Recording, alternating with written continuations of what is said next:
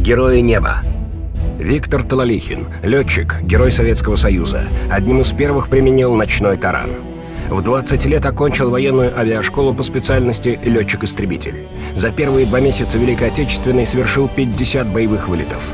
Ночью 7 августа 1941 года при отражении налета на Москву сбил тараном немецкий бомбардировщик, был ранен в руку, но сумел покинуть самолет. За этот подвиг Виктор Талалихин был награжден звездой героя, а его подвиге узнала вся страна.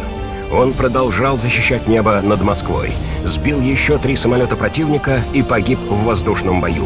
Виктору было всего 22 года.